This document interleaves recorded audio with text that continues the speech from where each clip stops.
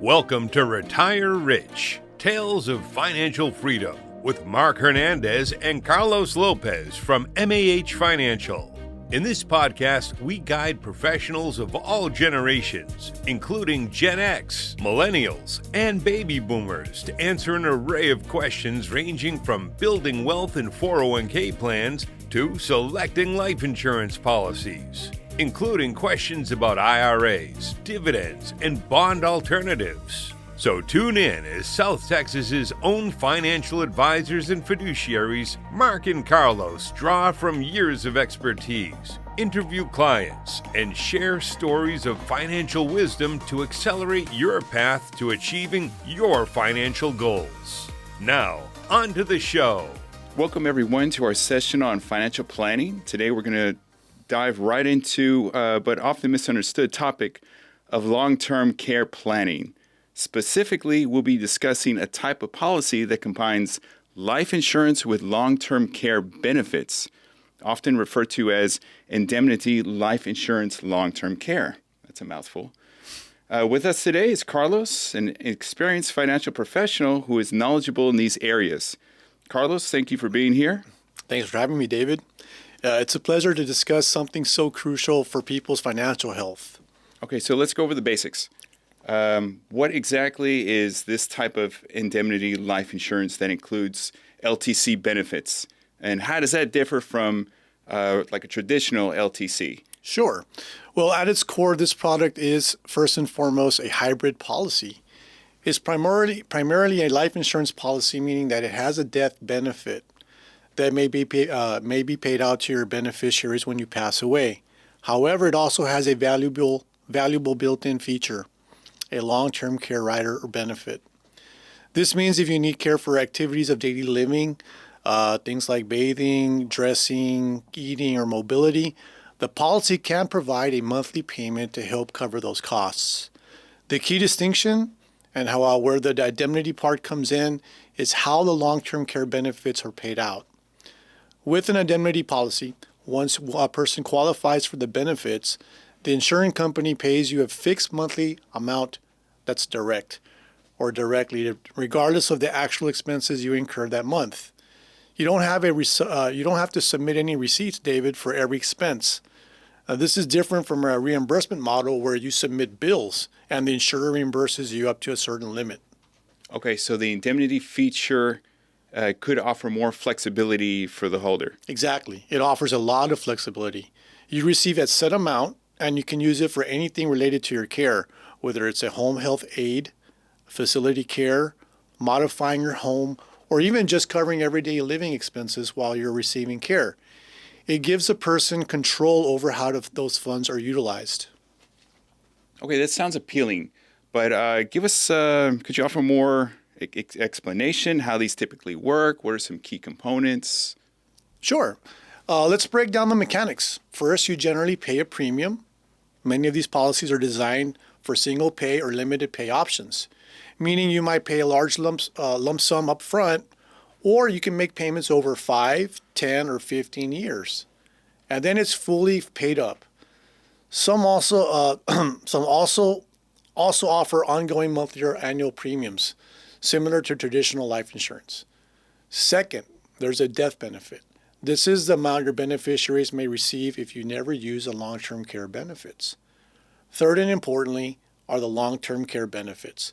This is typically expressed as a monthly benefit amount and a total pool of money available for long-term care.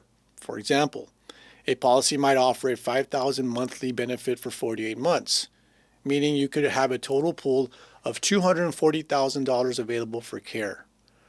Fourth, there's a waiting period or elimination period. And this is a number of days you must be receiving qualifying long-term care before the benefits begin to pay out. Common periods for this are 0, 30, or 90 days, typically. And finally, a very appealing feature of many of these policies is a contractual promise. The premiums are typically contractually promised not to increase, and the benefits are contractually promised for life, as long as you pay your premiums.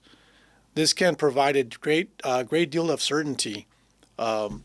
Guarantees are backed by the financial strength and claims paying ability of the issuing company, and most of the companies that we use are A+ rated.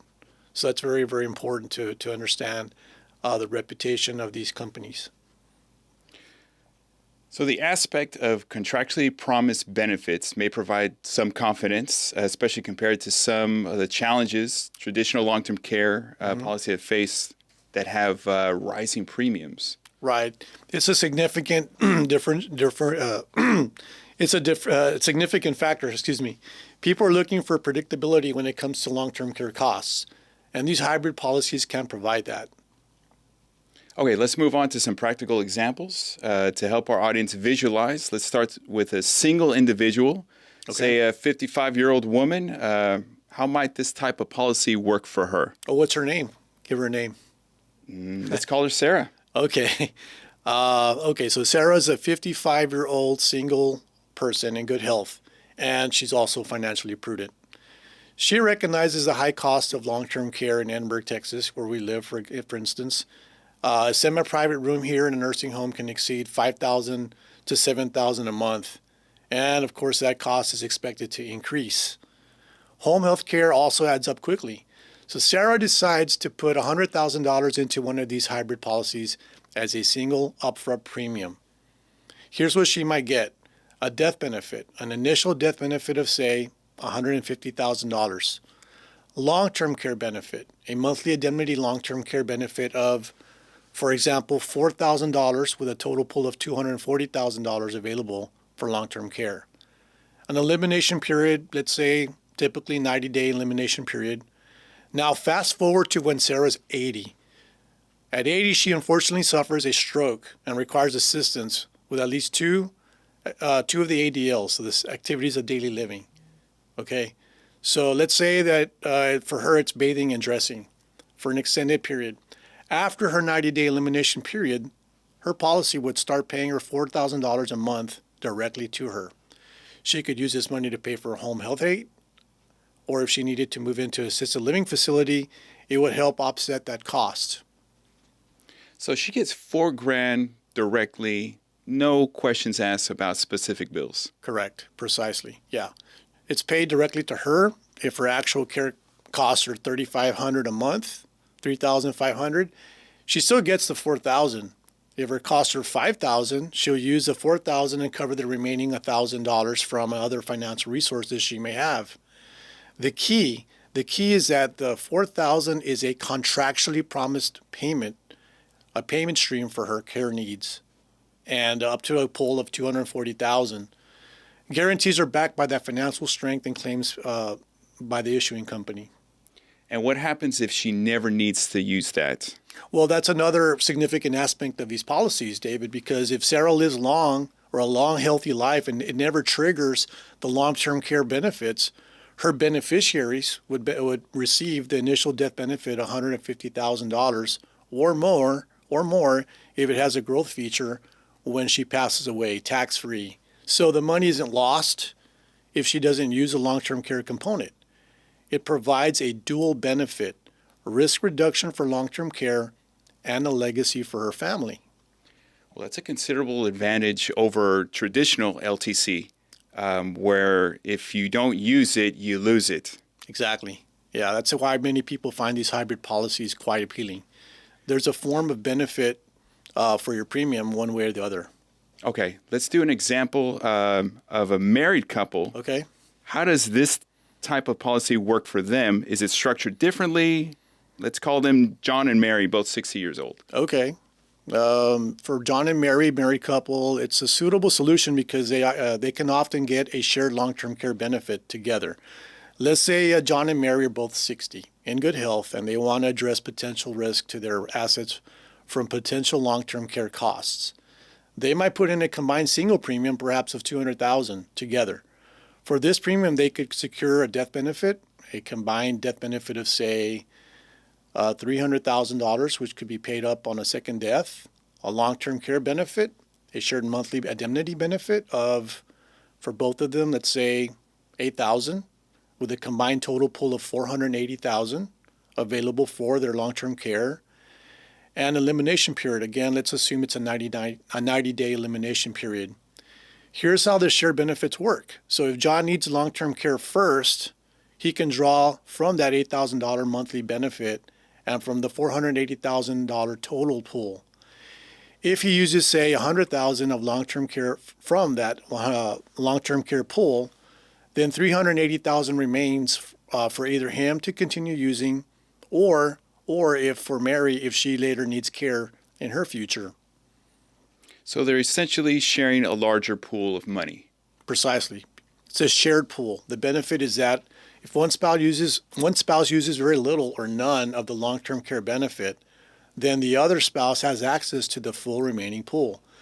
This can be more cost-effective than buying two separate individual policies, as it may help manage the risk that both might need extensive care simultaneously, but covers the scenario where one needs it more or only one needs it at all.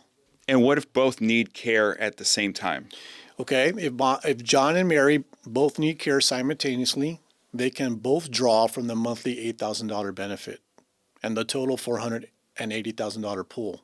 So if John needs $4,000 a month and Mary needs $4,000 a month, they can both get their monthly benefit, depleting the total pool at a faster rate, obviously, because they're both using it. But the benefit still pays out as long as there is money left in the overall pool. And what if one of them passes away without using the LTC benefit? Okay. John passes away without having used any long-term care benefits. Mary still has access to the full $480,000 long-term care pool. And when Mary eventually passes away, if any long-term care benefits remain unused, the death benefit would be then paid to the beneficiaries. So it provides comprehensive coverage and flexibility for couples, addressing the what-if scenarios for both. It truly does. It truly does. It's designed to provide confidence for both partners, knowing that their assets are less exposed to overall risk and that they have a plan for potentially very expensive long-term care needs. Okay, this has been very insightful.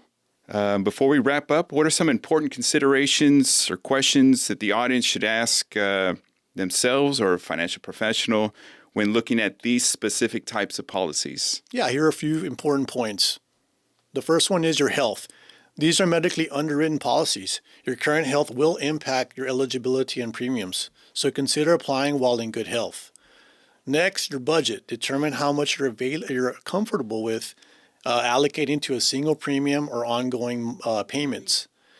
The third is inflation protection. Ask about inflation riders. Long-term care costs rise steadily, so you want your benefits to keep pace with inflation. An inflation rider can potentially increase your monthly benefit and your total pool over time.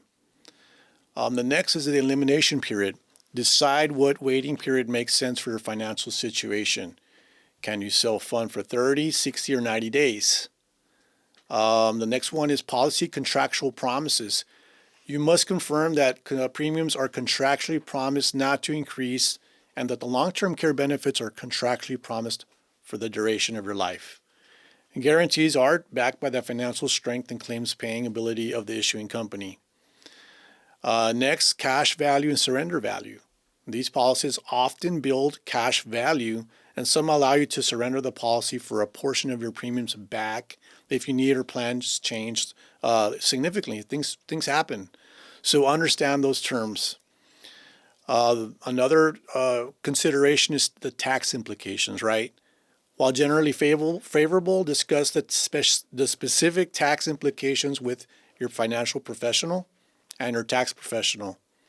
And finally, financially strong insurer. It is advisable to ensure you're working with a financially strong insurance company with a suitable rating. Okay, that's a very helpful checklist, Carlos. Thank you so much for breaking it down. Indemnity life insurance with LTC benefits so clearly. It's a complex topic, but your explanations and examples really made it much more accessible. Well, thanks, David. Planning for long-term care is it's a very important financial decision that people must make, especially when they're younger. And I encourage everyone to explore their options now.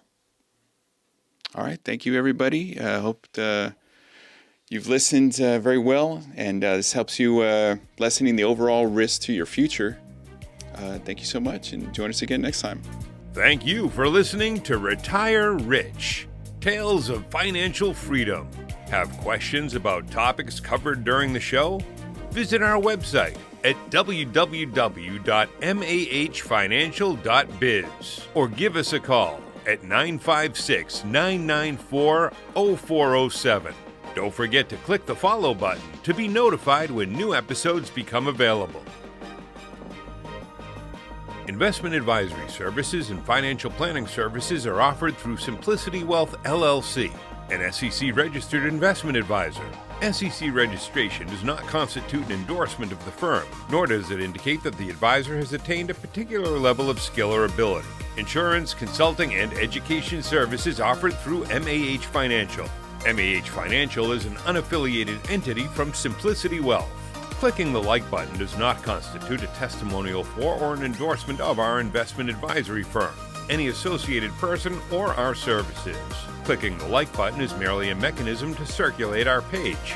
Like is not meant in the traditional sense. In addition, postings to our page must refrain from recommending us or providing testimonials for our investment advisory firm.